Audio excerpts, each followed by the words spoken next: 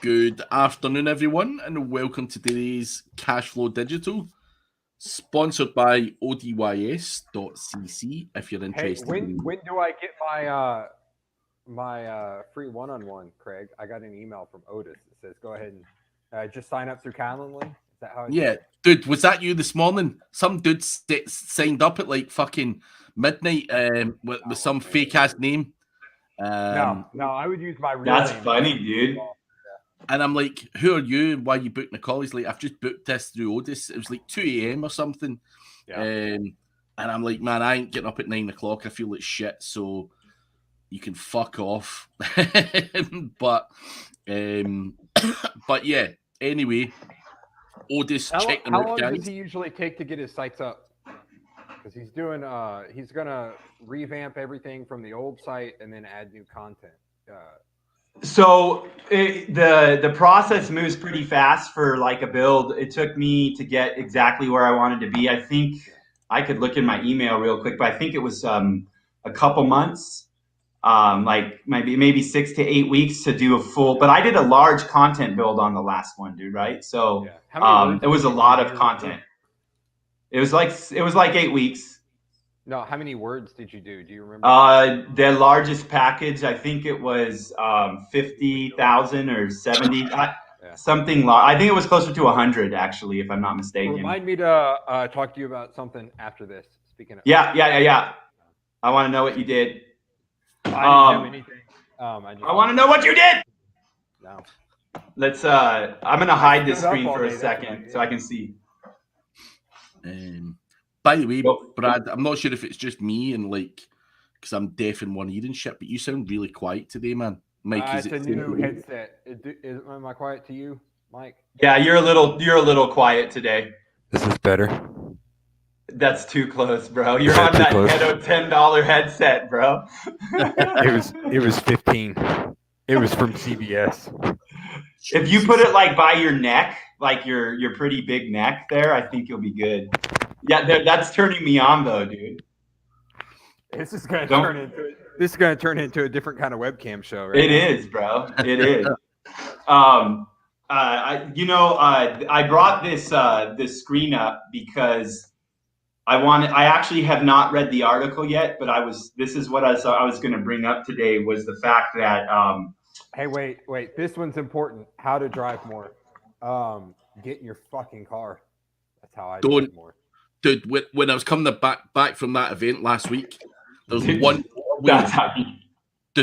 fucking motorway that goes through the whole of the UK, and some poor bastard crashed on it, but there was air ambulances and shit on there. They closed the fucking motorway for 7 hours, so it took me 12 hours to get home, which should have been a 5-hour drive. It's fucking nonsense. So no more driving for me. Fuck that shit. Yeah. No, that sucks, dude. That's why I just hate travel, dude. Like we went to the event, I fly out there and my trip back home was nonsense, I just don't like moving around, dude.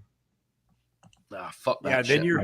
Then the people that we hung out with for 3-4 days are like, hey, you want to come out to Florida? Yeah. Mike's like, Brad had to go back out to Florida right away.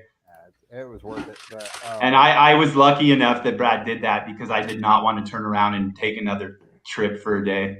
Go. I didn't get to travel for Greensboro, so I was fresh. So Google says improve content. You want to add my screen to here? Oh, yeah. Google says improve content to recover from core updates. Thanks, Google. What does that mean, guys? What's that mean? They gave you the what, but not the how. That's what that means. Well, let's see if they did give us the how, dude. There's a couple things. So this was like a few days ago or whatever. So they're talking about core updates. Jonathan Mueller says work on improving your site's content rather than implementing technical fixes. All right, let's see where you are, bro. Here's Mueller. It's not so much that we would consider it a situation where you have to fix something, but rather when it comes to relevance, if you work on improving the relevance of your website, then you have a different website, you have a better website. So it's not that we would switch back and say, oh, it's like the issue is fixed and we will change it back to the previous state. But rather you're saying, well, this is a better website now. And we look at it and say, oh, it's a better website. It's not the same or comparable to before. So it would be kind of tricky to expect that it changes to the state it was before. But it's a new website. It's a better website. I think especially with core updates, when you're talking about recovery, it's not so much you're recovering, but rather Google is seeing that you have a better website and reacting to that. So I think there's a couple key points here. Where is it? I saw it, but rather when it comes to relevance working on, so it's not that we would switch back and say, oh, it's like the issues are fixed and we'll go back to the state. But it's a new website. So this right here is a good one. This is a good key indicator to pay attention to for people, I think. And then it's not the same or comparable to before. So it'd be tricky to expect it, especially with core updates when we're talking about it. So going back to a previous state, and this is kind of what we talked about leading up to the event, was that with all these core updates over basically pre-2019 and post-2019 SEO is what we can call this, right? It's exact match versus broad match or transformer match shit. And it sounds like what you were preaching before the event, like you have to continuously optimize, because he's saying don't take everything down, but you don't need to redo the content, but you do need to improve it, which is kind of the same thing, but I know what he's saying. What I think he's leaving out here is that the website's just a collection of pages. So it's not that we would switch back on and say, oh, it's like the issue is fixed and we will change it back to the previous state and it's a better website. I guess it's a better website because the pages are in a better state. They're more up to date. They're intent relevant. They're contextually relevant rather than just optimized by topic, right? And I guess it's funny because we've been talking about, Surfer and all this stuff, how it's a great spam tool. It's a great way to get started with your optimization. And I guess they've started to talk about themselves as the same way as what some of the people I work with and some of the students we have are saying, is that then they're now talking about some of the stuff that we've been talking about for a while, which is starting your optimization on a topic level and then moving into additional phases of optimization, right? And he's spot on here. He's not giving much information, but I do believe that this is spot on in the fact that, hey, every time there's an update to a SERP, you might have something that's not optimal and you might want to re-optimize the page, right? And that can be done at scale. He specifically mentioned the core algorithm. He did. And core is big because that's where we see the largest drops, where it starts to affect people the most. That's where we see 25 to 90% loss of traffic because people are stuck on this topical content velocity shit that they, for some reason, can't get away from and they want to stay with, and they want to throw out link building. They want to throw out all this other shit that you need to do and think that they can just do it by building, a few pages once and not coming back. And actually, I got into an argument with a dude that's actually a pretty damn good SEO about that, because I was assuming he was talking about this velocity trend that we're seeing on Facebook, with everyone's posts that say, look at my growth, look at my growth. And there's a big difference between sustained income and visibility and traffic that's coming from a fresh website that's topically relevant. I think if you know SEO, you've seen those sites in 2 months, 3 months, how they lose their traffic and they just kind of fall apart. And that has to do with multiple things. It has to do with your data, like Leo talked about at the event. There are actually positions on page one that if you scrape and you use that to make calculations in your math and data, that you're actually building yourself a problem that I was made aware of recently that I hadn't really focused on and hadn't cared about. But after looking at some of it, it's 100% true. There's certain data that you want to toss out when you're doing your scrape and you're parsing the SERPs. And so did you guys, I had a question. People are telling me that Surfer increased their pricing. Is that something that just happened that either of you are aware about? No. Is it really louder when I hold it up like this? Yeah. Is that the issue? You sound as if you're spitting out the fucking thing. Yes. It's one of those things where it's not picking you up. He can't hear me with that shit not in. I can hear you. Hey, someone's in the audience that needs to check Skype real quick. I was looking for a URL for this. Miss Lady. You work on like diapers and stuff, and there's people in the audience. Send me a Skype real quick if you can, because that's what I'm looking for. I want to know the dates where they started looking at, where surfers started talking about their spaghetti method of tossing up your topical relevance and your topical pages and throwing it at the wall and seeing what sticks. And I think this is important, like, because now it's going to get out there and people are going to start using this. But it's important to understand that if you are doing that, if you're doing the content velocity thing, if you're manipulating the topical relevancy, there is a point where that's going to fall off and it's not going to build you revenue anymore. And you need to pay attention when you're doing that. And you need to use something that's going to take you past that step. And Craig and Brad and I have been working on some stuff that we use in our own campaigns that's potentially coming out to the public soon, that will take you past that initial step. So yeah, about 3 weeks ago, Surfer did increase the pricing. Is that about when they started talking about spaghetti and throwing shit at the wall and seeing what sticks, or what? Because I haven't been following it. I tried to look at my emails from my accounts today and I didn't see anything. But I was wondering when they started talking about it, because I know now that they're talking about it, that we're going to see a trend of people thinking that they're ranking their websites, and then in 3 months they're going to lose traffic. And I want to make sure that people are aware that that's not the end all be all. How would you prioritize content fixes based on relevancy? Interesting to hear. I wouldn't base it on relevancy personally. I would probably base it on increased revenue. So if we have a new client, we go in and that has a lot of content already on their site. We do a crawl, Scream Frog, on crawl, whatever. We get every URL on their page and we say, okay, where should we focus first? So then we prioritize that way. What's going to bring in the most revenue? And then we kind of chip away at revamping the content from there. So that's how I do it, is based on revenue for the client. Or myself. And that's why we've always preached revenue. And I know, Craig, I don't know exactly how you build your networks. I know that you are using the same stuff we are, and you're doing very similar things to us. But we kind of have always focused on the revenue. And to me, is that similar to what you do, or are you strictly topic in your networks? Like, what are your thoughts, man? Nah, listen, at the end of the day, if we're all being honest with you, here to make money. And I think, the main focus has to be revenue. Let's not bullshit. Forget that, though. But, for someone like me, so say my personal brand and my website and stuff like that, I have to probably focus more on relevancy, and probably, it depends on what you're doing. But at the end of the day, for any commercial business that I've got, it's all about more money, and that's it, putting food on the table. So I really don't give a fuck about anything else other than that. But yeah.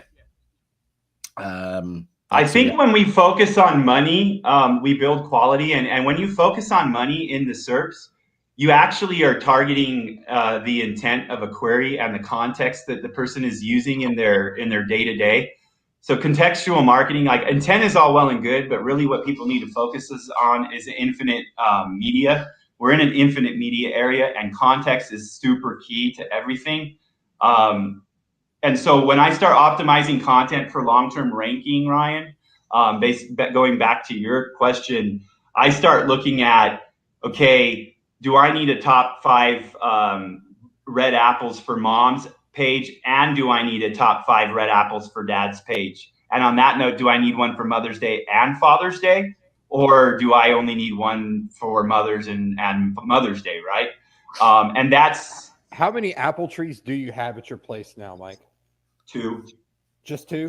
I imagine walking up to your place would be like that scene in Wizard of Oz where the trees are throwing apples at Dorothy and stuff. Dude, I figured out that you have to go. I learned how to prune make apples grow better. You go up and you grab the cluster, you grab the biggest apple, put your hand over it, and any other apple that's touching you, take it off early, so that it grows bigger apples, man. So it's just like SEO, bro. You can optimize your apple trees, dog. Yeah. Like, there's no question. And so with this content and this core thing that is continually happening, remember that that's happening on a regular basis in your markets as well. And that it leads into Stefan's question too. 3 years in Japan is making me hungry. Right.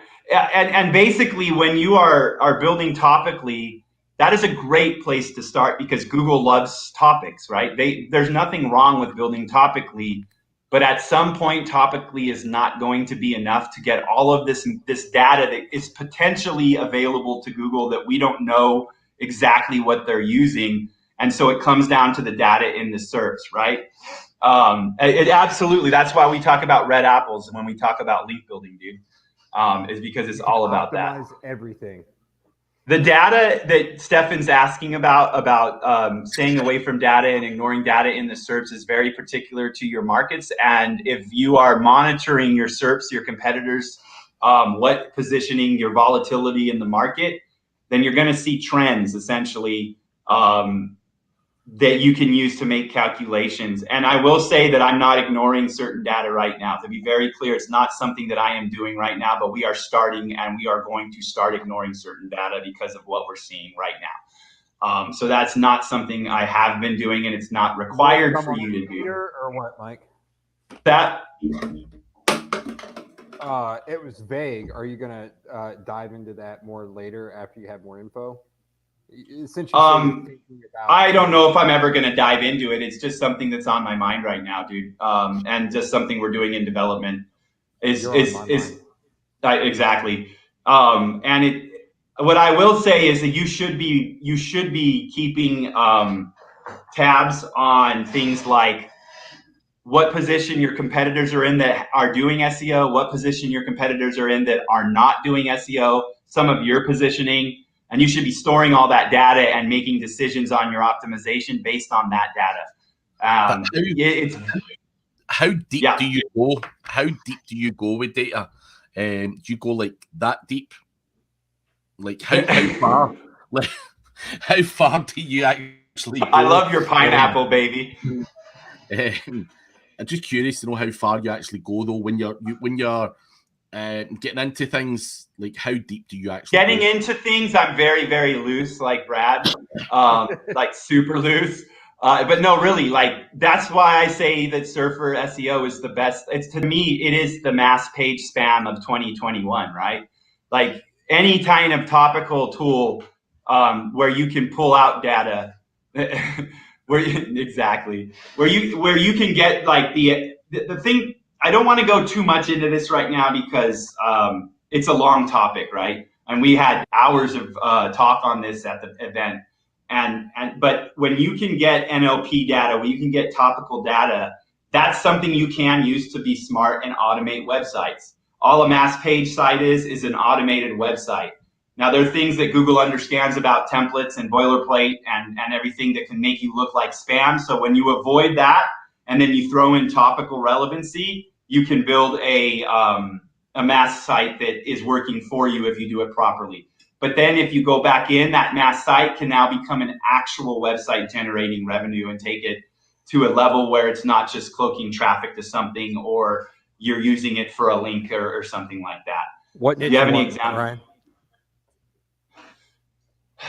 Who's dominating SEO right now in well, I think some of our competitors are doing really good, right? I don't mind if people see competitors of ours. Yeah, share them. In rehab or what? Yeah. Yeah, one sec. It's hard to say that they're doing it really well all the time, but there are some aspects people are doing really well. And other aspects I think that everyone is always lacking in, including myself. And I'm lazy, man, and I've got networks that literally need to go, and I need to go practice what I'm preaching on because I haven't touched them since 2010 or 11. But at some point, even the bad SEO that was good can still work if you don't make drastic mistakes. Like some of the drastic mistakes I'm seeing that people are making is like relocating all their internal backlinks from their external stuff coming into like inside of their site. Like deep linking is what I call it, but if you don't know what it is, I don't know how else to explain it. So they're taking their deep linking and shifting it to their homepage. That's bad. AmericanAddictionCenters.org is doing relatively well in the SERPs right now.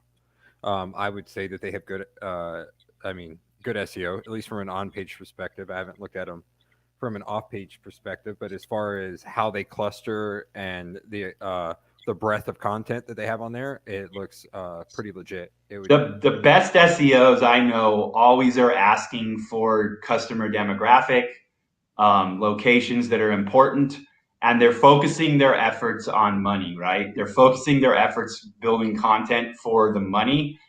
They might be building a lot of topical spam too, which I recommend everyone do on every level of their network or even their client sites. Like, spam doesn't have to be low quality. Like, you can build topical spam and make it work for you.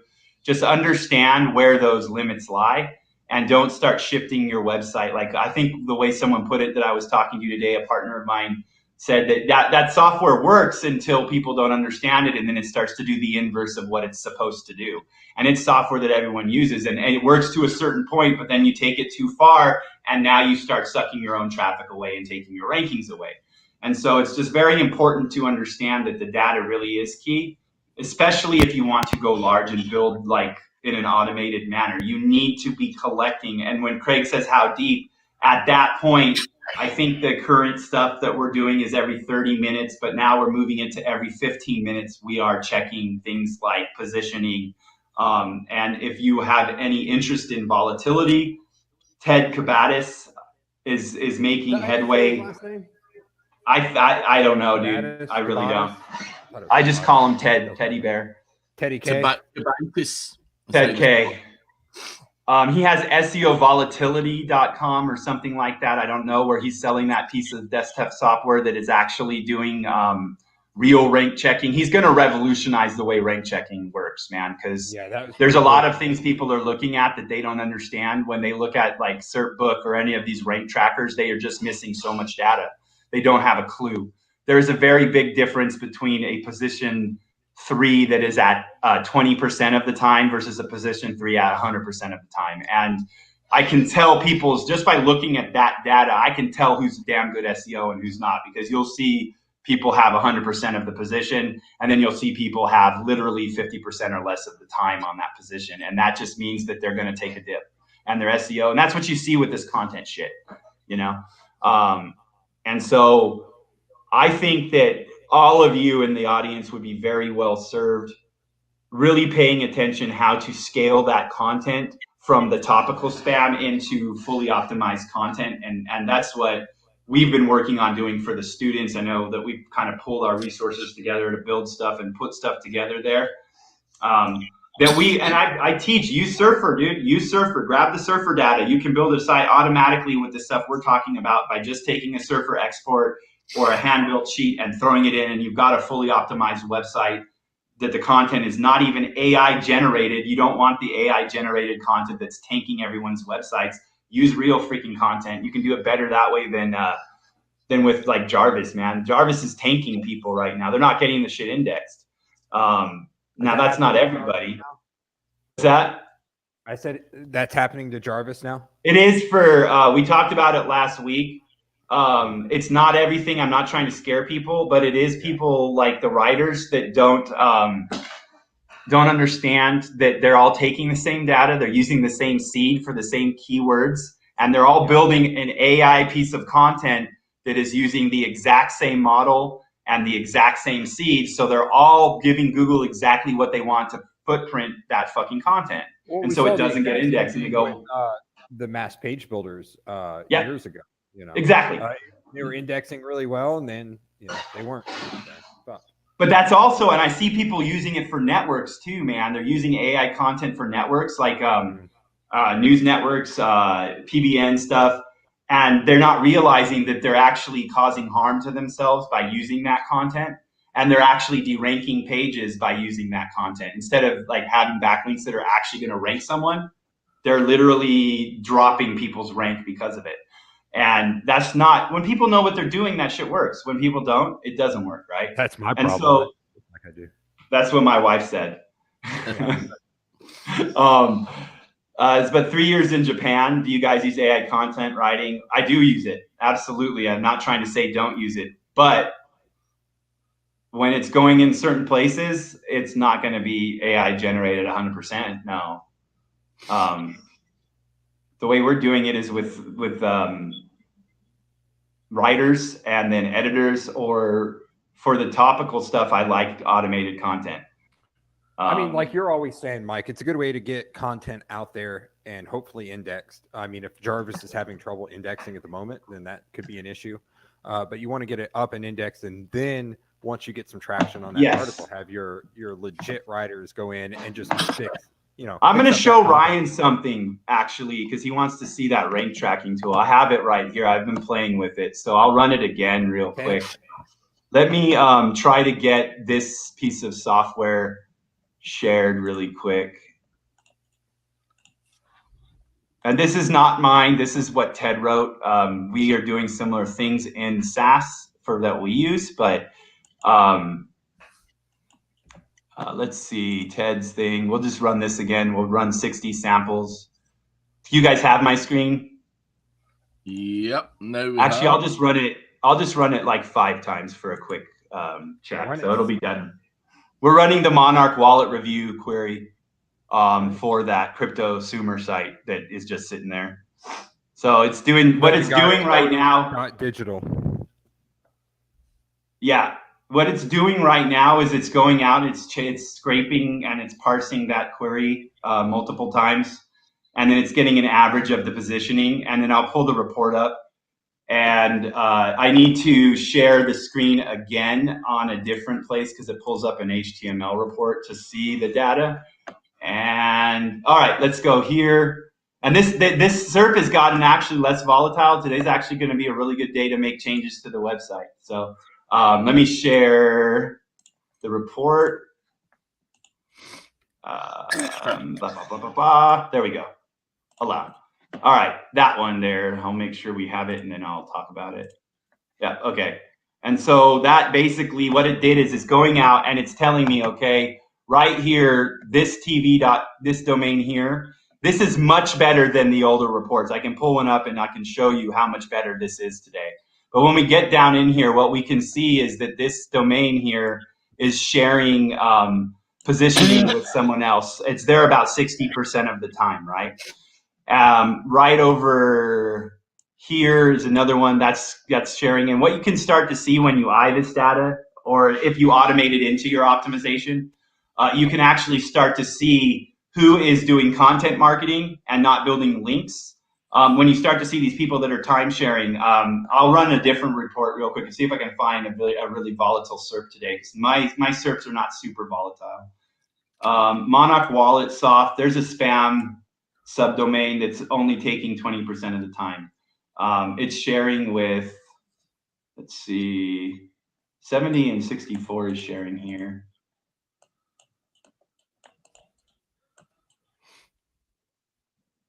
Ted always makes, I think 40%, 60, 72. The prediction, I think, what did Ted say? His prediction on the negative here was like an 80% prediction in decrease in rank or something when it came to the time sharing. I think it was what it was. And so without getting into like a bunch of whole nerdy shit and taking all the time on this topic, that is his tool from SEOvolatility.com, I think is what it is.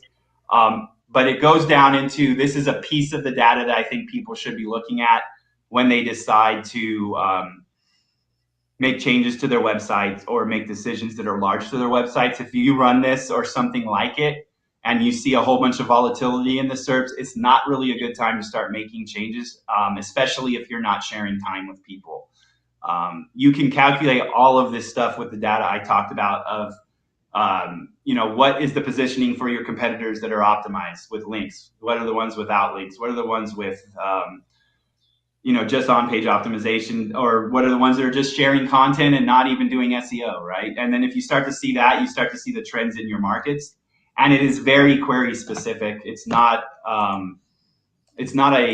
thing that you can go do per, for a whole market or for every market. What's a good, let's see, Vape or vanilla.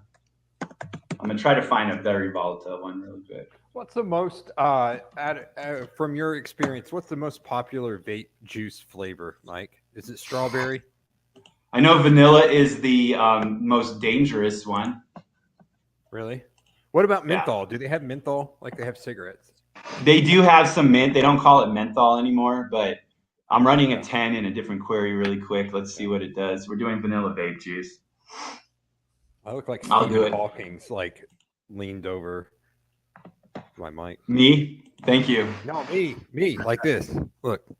Oh, dude. Yeah, I'm not trying to make fun of him, but I looked over. I was like, well, shit. I think it was like 80%, Terry, or something. Was it?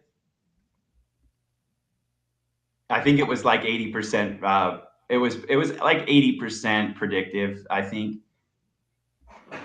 I think this is almost done, and we'll get into why I think this is important again if this report gets finished real quick. Yeah, it's on 7 of 10, so it's going. But like I said, like really it comes down to you just don't forget to optimize your content after you've put it up. I think that's where like most people are getting into issues.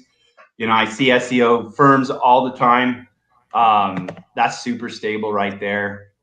I think there's an error in the code right now, to be honest, when I'm looking at the report. Between the Robert that you and I know, Mike, who is now pitching what he thinks is our process, the content plus linking process. Right.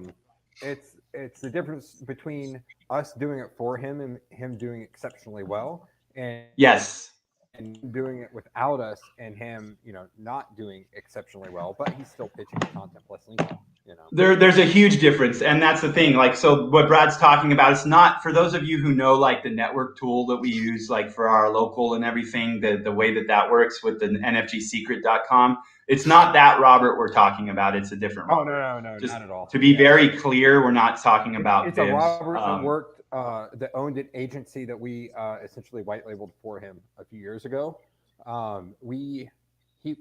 It's actually a funny story. I met him. I said, you know, you've got SEO clients, right? And it was in a niche that we were familiar with. I said, what's your margin on that? He said, 20%. I said, oh, so you've got an 80% margin and you're just paying them 20%. No. They take 80%. We make 20%. I was like, that's fucking horrible, dude. I was like, without looking at the campaign, I was like, I'll increase it to 50%. So he had a few $8,000 clients that were paying him $8,000. So we took those on for $4,000 a month, right? So we knocked it out of the park. It was easy. Yeah, simple. And, so we had numerous clients coming on like that through him, and then all of us, you know, I was helping him, you know, pitch clients and everything like that, to the point where I probably shouldn't have that much, but it's all good. And he thought he had had our process figured out. So now he's going out and he's pitching the content plus linking because it's black and white. It's simple. It's kind of getting us business too and making us money that he's trying, dude. That's kind of funny. Yeah. In a roundabout way, it is. It's making us look like we know what we're doing more than, I mean, we do, but it's reinforcing that we know what we're doing with certain clients that know Robert. But yeah, so we had a number of properties we were working on with him. So Mike and I, of course, watched the chapter, and you know, it's you know, they were doing good, update, doing good, update, you know, and they just flatline over time. So it's very, very common. It's what I see the most traffic loss right now is either SEOs that don't understand the difference between relevance and intent or context. And you know, it's the same thing as like schema. Like schema is helpful to a certain point, but if you go over at a certain point, you're actually locking yourself out of traffic by putting too much schema on your page, right? You are literally telling Google that you can't give me this traffic because I use schema. You're not allowing any wiggle room. Dude, it's not a way to go on your first phase, man. And, you know, Clint's good, dude. Clint doesn't put shit up right away. Clint has a phase, dude. He does phase-based stuff, even though he talks schema all the time. There's times where he uses, there's times where he doesn't. I like how Clint puts it. He's like, I don't have to fucking do schema. I'm the schema guy, but if I don't have to do fucking schema, I'm not going to. If it's why would you, dude? Yeah. Why? It's just a waste of Why time. would you do it unless it makes sense, man? The benefits that I see are screen real estate, and I see certain sites I've seen have been protected from additional traffic loss because they had schema. They lost everything that wasn't protected by their schema, but they probably would have lost more if they didn't have the schema. However, I think that there's a reverse of that as well at a certain point that they have. Also, if you're going the farming route for getting GMBs, schema does help, from my understanding as well. Yes, tying all the entities together. But I don't do the farming route essentially for GMBs. No, it's too much work, dude. Time. It's the roll of a dice too. Like I do, if I could consistently do it and get it like 90, 100% of the time, maybe 80% of the time, you know, say I do 10 of them, I set it up, do everything, and I get 8 of them, yeah, that's fine. But if it's Stefan 50, has a good question right there about, could you touch on how I'm running that? If that query was that wasn't very volatile, CBD cakes. Actually, I'll send you the report if you message me, dude. I'll run a 60 with you. Maybe he was saying what the most popular one was when I asked. I gotcha. Could you touch on how you contrast topical spam from fully optimized content? Yeah. Going into a good way to look at topical spam could be going into Surfer and grabbing efficiency-based sheet and then generating a scrape of content for that and making that your website. To me, that's mass page spam, right? That's topical spam. You know, we were talking about, we showed a trick to get, I think Brad posted a video, it was an NFG content hack. And Brad did the partial one, right? Like, and it still hits the content optimization for topic, dude. Like you can literally just go take Google and use Google to rank for keywords. Just go into your market and scrape. At, the NFG SEO YouTube channel, but yeah. Okay. We can drop it in here or whatever, but basically you can go freaking take the SERPs and post that as your content, hide it, and then use other shit to convert. And you have your content, dude. And honestly, what's funny is we did that in rehab right after, and it started popping like immediately. Yeah, it's just funny because you'll get like you'll pop your audits off. Like go to any of these topic-based tools and just take a bunch of scrape out of Google, and you'll pop your fucking content scorings like you won't believe, dude. You'll hit it every time, especially if you set your scrape to like out to 100. Then you'll really freaking hit it, dude. Instead of just top 10, like if you take the first 100 snippets and the featured snippet and the PAA and you throw that on a page, like you got your freaking first phase done for your spam. There's better ways to do it than that, of course, but that's one way to do it. That's the easiest way without any tools. Just right click, copy, paste, and paste it in WordPress. Yeah, easiest by hand method, I should say, probably. Yeah. And that way you're not dealing with an API for paraphrasing or spinning or whatever, or AI.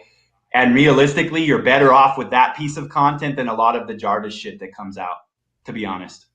You're going to do much better, especially if you get smart and you think, oh, if I can do that with Google, like maybe I should take some other content and copy and paste it in there too. So it's really just about, topic spam is just about hitting the connections that Google is using potentially, because no one's APIs are Google's. They're not, even the NOP API from Google is out of date and not in good shape.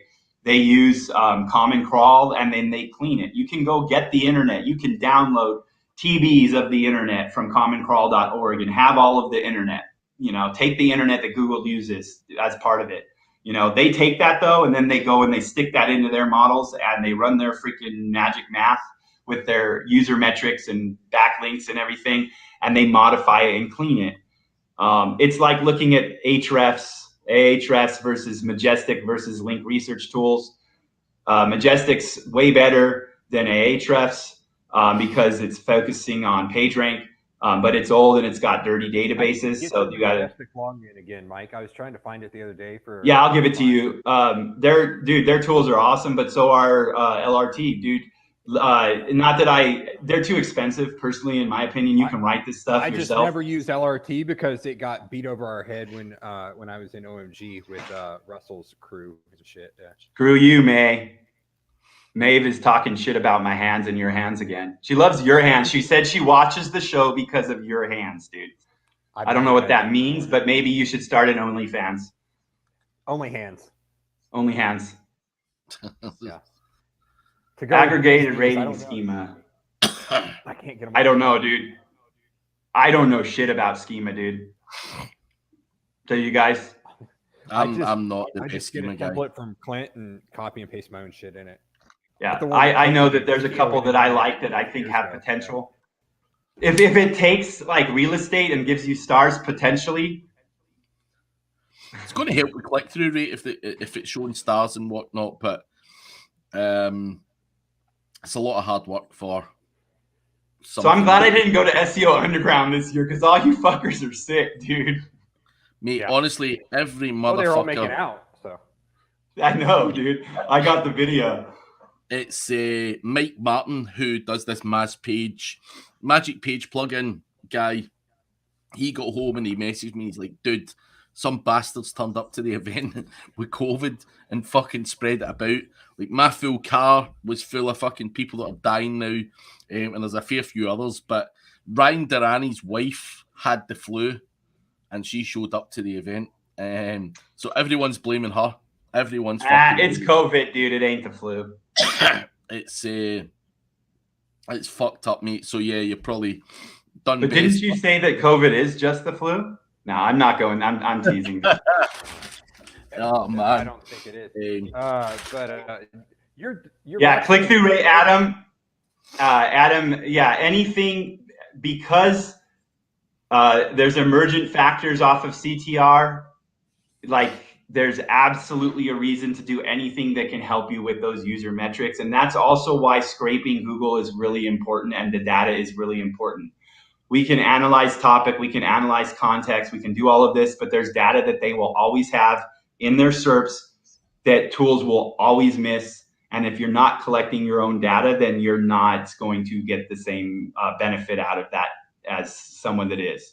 And so, like, when we talk about the infinites and everything, like Infinite 360 and all that, that's what we are using for the people that are running affiliate with us that are doing rehab. That's the stuff that Craig and Brad and we've been doing, where take your export and your topic export or build your keywords, throw it into your cluster check, and let that site build itself. Honestly, they are money site networks is what we're talking about. Like, PBN, you can call it whatever you want, but if you're building to do it efficiently, and like, PBNs don't work. What I call a PBN is useless. That's how those are the links that everyone goes out and pays $20 for, that people are getting for $1 or $2 that just are useless. They just don't have any value, in my opinion. But a real site that's trying to generate traffic and money is always going to be a beneficial site to have for you, whether it comes to so well. Yep. Because real site networks, man. Yeah, exactly. You're getting links from real businesses that have GMBs most of the time, and they call them people call them RBNs, real blog networks. To me, it's literally like it's a group of themed websites. Call them whatever you want. Make websites to generate money and use them for your SEO whenever you can, whether you're doing client, lead gen, affiliate, it doesn't matter. If you have all the tech taken care of, like our software, how we do our networks, then you don't have to worry about it. Fuck you, Brad. Throw up your content, let the content build, let it optimize into the different phases, and you end up with sites that are worth money. I don't know, Brad, what does a site that does $1,000 a month, what can that sell for, dude? 45, 50. Yeah, at least. You're getting about 45 on average times your. How long does it take to make a site make $1,000 a month? Couple of months. Are you getting 45 multiples right now, Craig? You can, yeah. I've seen them. I usually lowball it. I do just 30. So multiply your monthly revenue by 30, or your monthly net income by 30, net operating income. It depends on how desperate the seller is, really. I've bought websites for 20. Craig, do I look desperate? The answer is yes. Yeah, very, exactly. Very. So you've got no fucking furniture, so you need to sell some shit. I've got a table. I've got a TV. What more do I do? I can't fucking sit on the floor anymore to watch the TV because the fucking table's in the way now. Yeah. Backstory, everyone. I was supposed to get a couch for the office. It did not show up. They said, didn't make it on the truck today. I said, where is it? They said, we don't know. I said, why don't you know? Sir, I don't care, pretty much is what they insinuated. So Adam's question right there, I want to make a clear statement about what a Google News site is. I think there's a misunderstanding of what this get is. Some shitty sites into the Google News. You can have a network of Google News sites that'll just drop your rank. I mean, it's not about Google News sites. Any site can be a Google News site. I have dozens and dozens, if not thousands and thousands of sites that are like doing traffic from Google News. I've got sites that are pulling millions of unique visitors a month that are in Google News and some that are not in Google News just because of past discrepancies I had with Google. And they're not, it's not like the one that's in Google News is more beneficial than the one that's not, right? Like I'll take a traffic is what I look for. Real traffic is what you want to look for, Adam. Traffic's the easiest way. Of course, you can't tell revenue on like if you're buying links, you can't see revenue. And even traffic is bullshit at the end of the day, unless you really know what that traffic is doing and how they're building the links. You can have a website that ranks very, very well. That's the thing. Like all these like false like link building bullshits that everyone has right now. I will look at your backlink profile and you will have paid $100 or $200 for a backlink that has ranking, that has traffic, that has Google News traffic. And I will laugh and know that your backlink is not doing shit for your ranking, even though you think it is. I'm going to tell you that flat out right now. People don't understand what works in linking. They just have no fucking clue. That's why they build too many links. You cannot tell from a site's ranking if it's a good link to have for your campaign. You can't tell from the traffic that it's a good link to have from your campaign. What's your number one thing you look at, Mike? It's the link profile. It's link specific because so traffic is what you're looking for. Yeah, I'm looking at everything, dude. Like when I say real site networks, I'm talking about real site networks. There's a reason why I love edits, and it has nothing to do with traffic. It has nothing to do with the site's ranking. We're dealing with someone recently that had to completely educate because they tanked their, like it was doing like 1.7 million a month, and they dropped it down to like 1.5K or 150,000. I'm sorry. So like from like 1.7 million a month drop to like 150K, huge fucking revenue drop, dude. And they did very well with their linking up until a certain point recently in this year when things shifted a little bit. And like what we're fixing them, and what we've done is within a month we've increased 100% of their revenue from organic. Literally everything else fell apart for them. The only reason they're still in business is because we did their SEO for a couple months, right? And and you built too many, and you don't need that many. Sorry, dude, you didn't need to do that. But okay, it works out for you, that's good though. So so what I'm saying on the revenue there is that the backlinks that we did to make that 100% increase in revenue, they look like shit. Like anyone that's why I don't like selling. That's why I don't like giving reports to people, because 99.9% of people doing SEO have no fucking clue what works with linking. 100%. My brother's client that we sent edits to, and they canceled after month one because they absolutely had to have a link report. Their rankings were skyrocketing. Yeah. Because of what was done. We went through and optimized the content, and then threw some links at it, and they had to see a backlink report, and they did not like the backlinks that they saw, even though it was for printers, like 3D printers. We're getting a number of links from like 3D printing sites, but they wanted to ignore those and look at the other ones that they didn't understand topical relevance on, and that's why they canceled the contract. So it's funny, man. The guys that I know that do really well with automated tools like Sear and Sir or fucking Xrummer or fucking anything, Money Robot even, I got a buddy that's all he does is he has written bots around Money Robot, and he runs hundreds of servers. Like he's creating more content than most people. But what happens is what's that? I said I would hang myself if I had to make I can't do it. That's why I like edits, man. It's just easier, and honestly it's cheaper at the end of the day to just buy backlinks. And so cheap. Yeah. So basically what happens with the guys that are doing super solid, like that's why I said like the 3.5K to 5.2K backlinks, the guys that I know that have lists that are bigger than like any amount of content anyone has put out, like their lists every day that they're kind of verifying off of to build links with, they narrow that down to like maybe 10 or 30 fucking links that they'll use to place through all their campaigns for that day. And they'll do it on a daily basis. They're not throwing the billion of sites out there and building all those links. They're making smart choices on those lists, dude. And I think that's what people like start to forget is that I would never want to control 3,000 backlinks to my website. That would never be something that I want to do. I want to control a few a page, and that's it. I don't want to have to worry about it. A thought I had earlier, Mike, we should have time for this.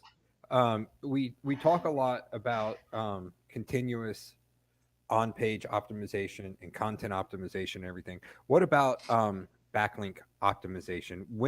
At what point, I guess, do you decide, okay, I've built this, the content, I've gone through and re-optimized the content. The only thing is backlinking and that I could do.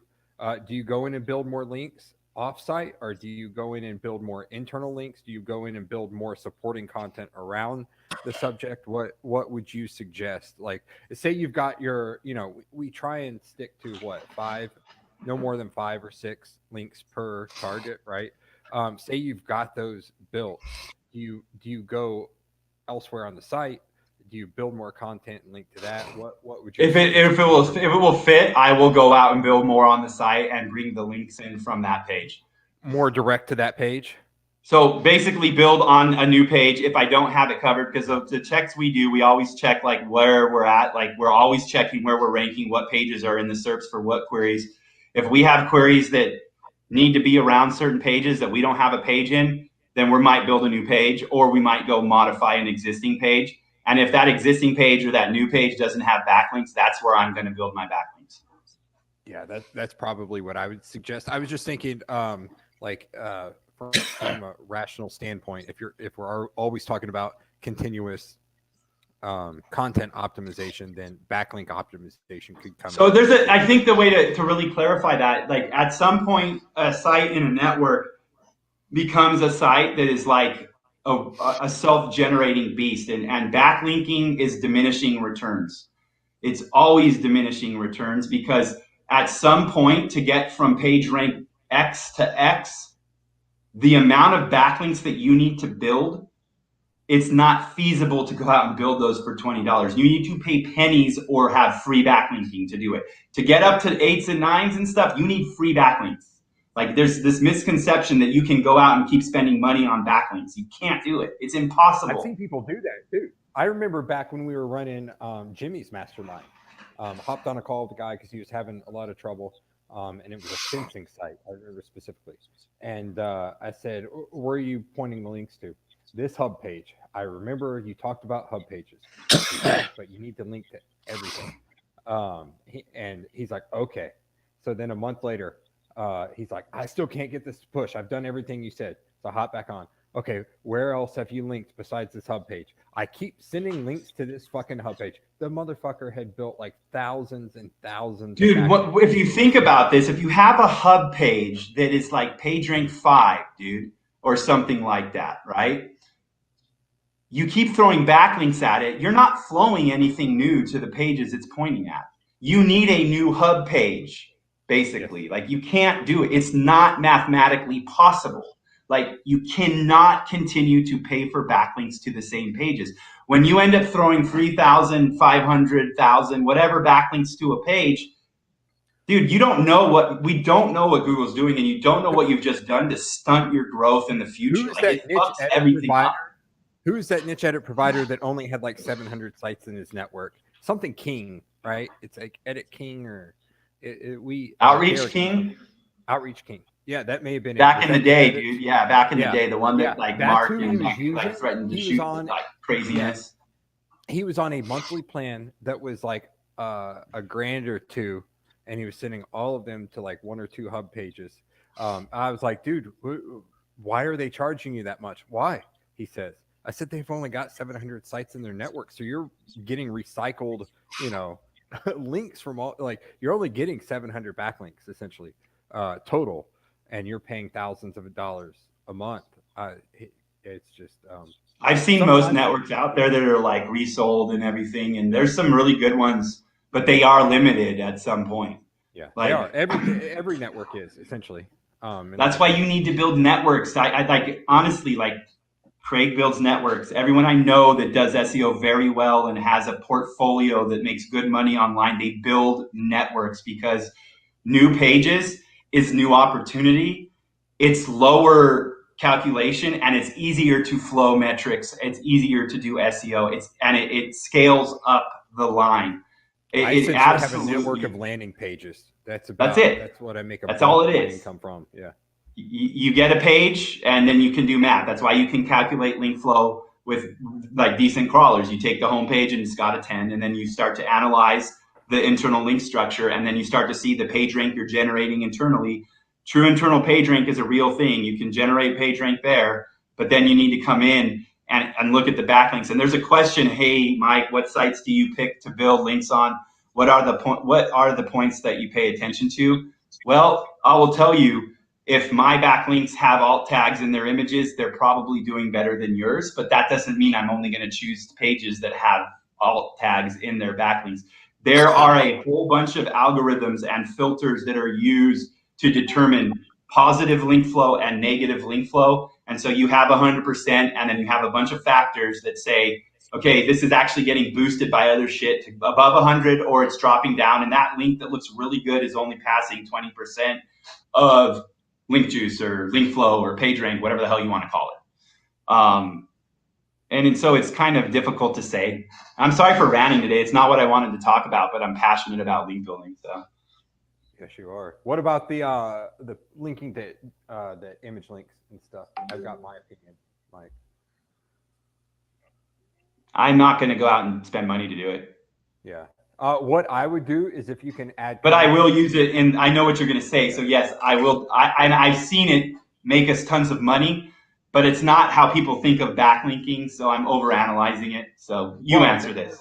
Yeah. But I mean, if you can add content, you can add content in WordPress to the image pages, right? Like an image description. Yeah. No, exactly. If you can pick something and name it like a very low hanging fruit, like a long tail keyword. Get that. And if you think you can get traffic or some type of other benefit from it, aside from domain buoyancy, I would probably link to it. But you're going to need more content than just the image, unless it's just way down there. But maybe use that as name it in the form of a question, and rank for that said question, and then link to one of your primary articles. I've traditionally built links to my sitemaps, my XML. I will link pretty much anything that I think is useful in a campaign. It's just not something I talk about standardly. But a .jpg, a site, go ahead. A sitemap in an XML would make more sense because it's linking to everything at that point. You're pushing juice throughout the site. It's a hub. Yeah, exactly. An image might link back to one other page, but yeah. But you also think about now think about where a sitemap should be linked from, and link from the right places. Maybe in your network you need to have like a directory that talks about blogs and promotes like that, and then build links to those pages.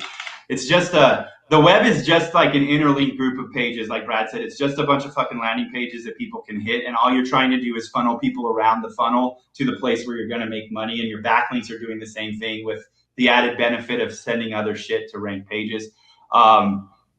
What sites, Bing indexing, do you link pictures? Didn't get into anything I wanted to get into today. Sorry. Probably wasn't important. No, it wasn't. Never is, dude. Never is. But what I will say is that I think it's worth people like really paying attention to backlinking and really like trying to truly look at what's working. In restricted markets, we can send a few backlinks that will move sites and make money, that when you send 10,000, if you don't know what you're doing, they will just drop things or do nothing. And so know your markets, collect your data, and don't think you know what backlinking is, because I'm learning shit every day too. Like, it's always new data. This is always a new market. It always changes. You haven't learned shit in years, right? That's why That's why you're always in the lab, dude. Craig, do you backlink or do you not need links? Do we not need links anymore to do SEO like everyone's saying? Do we just need content velocity? You're muted. You're muted. Yeah, sorry, I was coughing like fuck before. I've always been in my. I would certainly. I think he froze for me. Did he freeze for you? And you froze, bro. I don't know what the fuck's going on. But nah, I've always loved backlinks. Since I get into it, and still passionate about it to this day. I just think you need to understand how the internet works. As we've said, and people have different quality things they look for and all that shit. And I think that's obviously what Google are looking at as well. So if you've not upped your game, then you're going to fall behind. But I think link building is still massively, massively important, a big part of the jigsaw. Yeah, it's not important till it's necessary. It's always necessary. I personally think so. I don't like putting content up without linking it, dude. I don't see the point. What is a piece of content without backlinks, dude? But content. People have got their argument. You can't rank for shit without content being there as well. You but keep it indexed. Yeah. So we need a bit of everything, but link building is still the one for me. The magic part of the formula. Yeah, I think that's where I think we make our most money is like being able to link build like that. What I said, dude, this is a freaking wasp that I just have to kill that flew into my house. See, hold on. That wasp is dead now. You're a dead wasp, dude. The returning and diminishing benefit of linking per page doesn't happen until you get super, super far down the line. So don't think I'm saying don't go out and buy more than a link or two. But just understand that at some point, you're no longer needing to build links to that page. And you should be building new pages. That's why we publish. That's where content velocity. This is why enterprise SEOs think they're good at SEO is because they have a lot of page rank on a lot of their pages and they can just link from an internal page and flow like fucking PR5 or 6. So it's just relevant. Just pay attention to it and don't buy into the hype, dude. Like, make sure you know who you're buying your links from and that you understand what works for your market so you can direct those people to. Because everyone learns from each other. And so even if they're really damn good at linking, that you're going to know something about your market that they don't. And so work with them. Cool. I think we're over on time. Yeah, we're done. Yes. Thank you, everyone. Guys, take it easy and we'll catch you all next week. See you later. Better, Craig. I will do.